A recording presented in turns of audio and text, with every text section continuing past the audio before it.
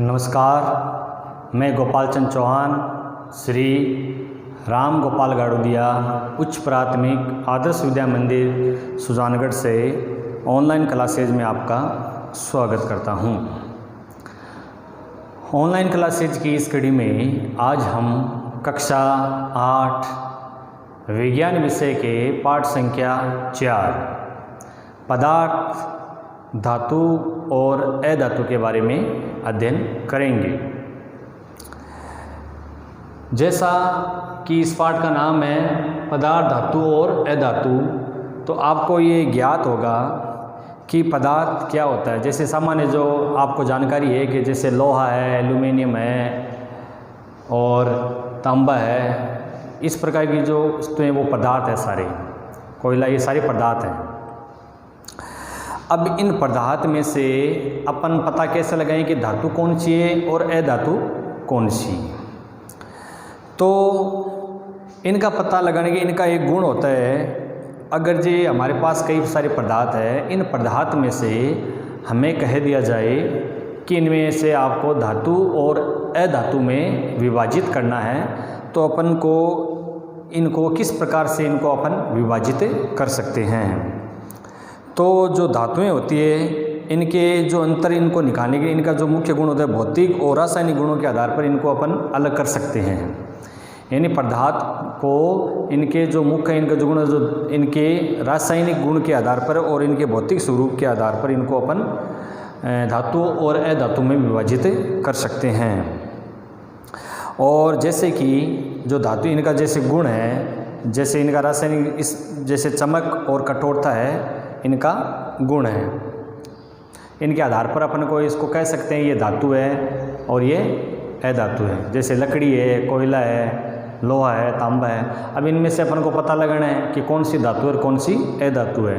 तो जैसे कठोरता अपन लिए, जैसे लोहा है वो कठोर होता है, लकड़ी है वो कठोर नहीं होती है, जैसे कोयला है। और चमकीले रूप में, तो इस प्रकार से इनके जो गुण हैं, इन गुणों के आधार पर अपन इनको अलग कर सकते हैं। अब जैसे इनके जो धातु और अधातुओं के जो भौतिक गुण हैं वो कौन कौन से हैं। जैसे गुण इनके हैं आघात, वर्धनीयता, तन्यता, और इस प्रकार के जो इनके गुण हैं, इन गुणों के आधार पर अपन इनको समझते हैं। आपने कभी ऐसे देखा होगा कि जो लोहार होता है, कभी इधर जाने का काम पड़ा होगा आपका, लोहार है, उसके पास उसके औजार होते हैं, जैसे लोह के औजार होते हैं, जैसे लकड़ी होती है, कुदाली होती है और होती है, वो इनको पीटता है। और पीटने के बाद में क्या होता है कि उनको वो नया एक आकार देता है, पीट के उसको नया एक आकार दे देता है। तो इसके अलावा अपन को ऐसी कोई जैसी चीज़ है जिसको पीटने से में उनका भी कोई आकार आता है, जैसे कि कोयला है। कोयले को पीटने से क्या उनमें आकार आ सकता है या उसका चूरा हो सकता है। तो देखने में ये होता है कि अगर जो अपन को धातु है उसको जब पीटते हैं, जैसे लोहा है, इसको अपन पीटते हैं, तो पीटने के जो इसको जितनी अधिक गहराई जोर से इस पर चोट करेंगे, तो ये इसका रूप चेंज हो जाएगा, नहीं मतलब आकृति इसकी चेंज हो जाएगी। और इसके मुकाबले अगर जो कोयले पे चोट करेंगे तो कोयला क्या हो जाएगा, उसके आकार में कोई परिवर्तन नहीं, मतलब वो चूर चूर हो जाएगा, खंडित हो जाएगा।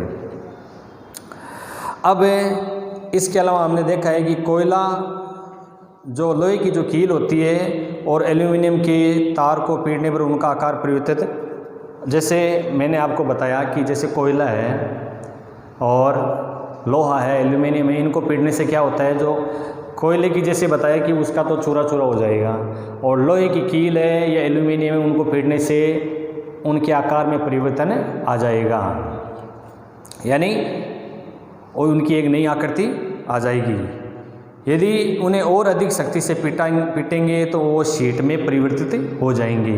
यानी कोई लोहे की शीट है, एल्यूमिनियम की जो शीट है, कठोर रूप है, उनको अगर अधिक जोर से पीटेंगे तो एक शीट के रूप में, पतले शीट के रूप में परिवर्तित हो जाएंगे। या इसके अलावा आपने जो मिठाइयाँ होती है, मार्केट में जो मिठाई मिलती है, उनके ऊपर आपने वर्क किया हुआ देखा होगा, जैसे चांदी का वर्क किया हुआ मिलता है, जैसे आप और या एल्यूमिनियम पन्नी या पन्नी का द्वारा जो खाद्य सामग्री होती है जैसे रोटी होती है इस पे लपेट के इनको सुरक्षित करने देखते हैं, इस प्रकार के अपन इनको देखते हैं। धातुओं का गुण जिसके कारण उन्हें पीटकर शीट में परिवर्तित किया जा सकता है आघात वर्धनीयता कहलाता है। जैसे यहाँ पे लिखा है धातु का जो मुख्य गुण होता है वो है आघात वर्धनीयता, यानी इसका अर्थ ये जो धातुओं का गुण जिसके कारण उन्हें पीटकर शीट में परिवर्तित किया जा सकता है आघात वर्धनीयता कहलाता है। और इसके अलावा अगर जो अपन कोयले या पेंसिल की जो लेड होती है उनको अगर जो पीटते हैं तो वो शीट मतलब चूर हो जाते हैं, परिवर्तित नहीं होते थे। इस प्रकार हम कह सकते हैं वो इनमें धातु का गुण नहीं है। इसके अलावा आपने कभी ऐसे देखा होगा कि घरों में या प्लास्टिक की लकड़ी कभी हत्थे वाली धातु के पात्र को आपने देखा होगा। जैसे हमारे घरों में हमने देखा है कि हमारी माताजी जब किचन में कुछ खाना वाना बनाते हैं तो जिस पात्र में बनाते हैं उसके साइड में जो हत्था होता है वो लकड़ी का या प्लास्टिक का इस प्रकार से होता है। वो क्यों होता है? अब अगर जो वो नहीं हो, अगर जो बर्तन डायरेक्ट ऐसे ही अपन बिना हत्था लगा हुआ है, चाहे लकड़ी का या प्लास्टिक का हत्था नहीं लगा हुआ है, फिर अगर जो गर्म पात्र को अपन छूते हैं तो अपन क्या एहसास करते हैं? क्या होता है? होता ये है कि हमारे हाथ जल जाते हैं, हमें नुकसान होता है।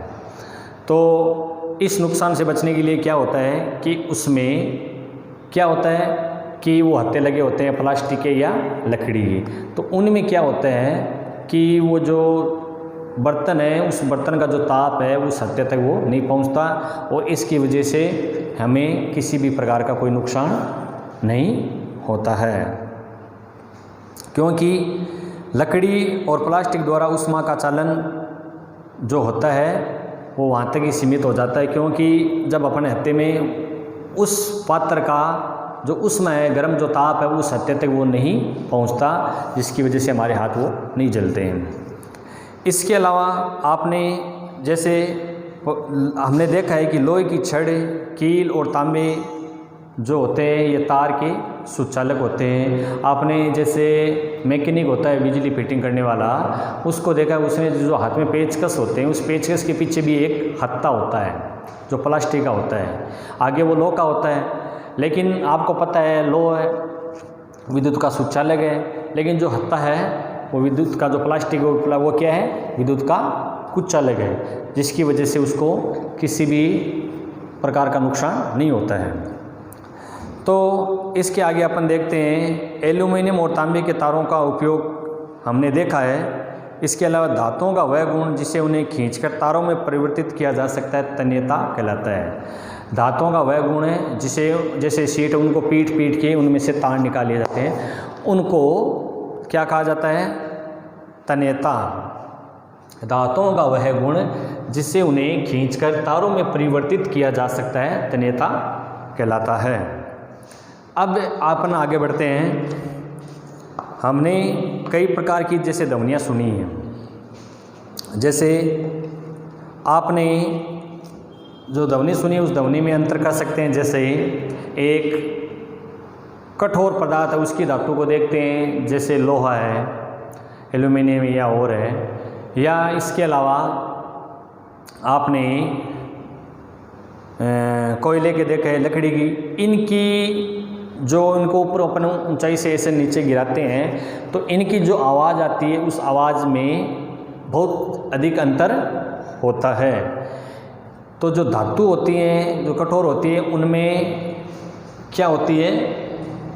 ये ध्वनिक होते हैं। धातु क्या होते हैं? ध्वनिक होते हैं। इनके अंदर ध्वनि की आवाज़ आती है। आपने मिंद्रों में जैसे देखा है कि घंटियाँ होती है वो लोहे की क्यों होती है, लकड़ी की क्यों नहीं होती, ऐसा आपने देखा है। धातुओं से बनी जो वस्तुएं होती है वो जब उनको कठोर सतह से यानी कठोर चीज़ से उनको जब टकराया जाता है तो उनके अंदर एक निदान ध्वनि उत्पन्न होती है। और अब अपने इसको देखते हैं इनका एक प्रयोग करने के हिसाब से। जैसे कि मैंने आपको बताया कि एक लकड़ी की पदार्थ है और एक लोहे का है, इन दोनों की ध्वनि में अपन अंतर देखते हैं तो क्या होता है, दोनों डिब्बे पर चोट करके बता सकते हैं कौन सा डिब्बा धातु का बना है और कौन सा नहीं। यानी एक लोहे का डिब्बा है और एक लकड़ी का। अब इन पे चोट करते हैं तो अपन को इनकी ध्वनि से एहसास हो सकता है कि कौन धातु है और कौन अधातु है, क्योंकि जो धातु होते हैं उनमें गायन ध्वनियाँ उत्पन्न होती है, अतः वे ध्वनि कहलाते हैं। और धातुओं के अलावा अन्य पदार्थ है वो ध्वनिक नहीं होते, यानी जिस पदार्थ में ध्वनि नहीं निकलती वो धातु नहीं होते।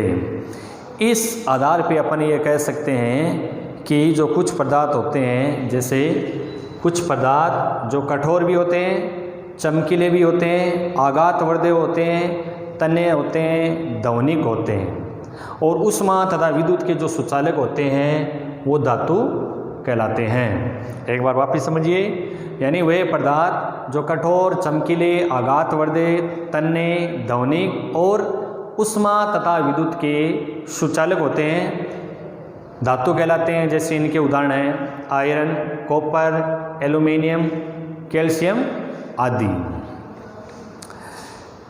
इसके अलावा जो दूसरे गुण वाले विपरीत पदार्थ जैसे होते हैं, जैसे कि कोयला और सल्फर जैसे पदार्थ होते हैं, वो नरम पदार्थ होते हैं तथा दिखने में ये क्या होते हैं, ऐसे पदार्थ जो दिखने में मलिन, हथौड़े की चोट से टूटकर चूरा हो जाते हैं, ध्वनिक नहीं होते, यानी इनमें किसी प्रकार की ध्वनि नहीं आती है, और ये ऊष्मा तथा विद्युत के कुचालक होते हैं। ऐसे पदार्थ अधातु कहलाते हैं। इनके उदाहरण हैं जैसे सल्फर, कार्बन, फास्फोरस और इस प्रकार के जो इनके उदाहरण हैं।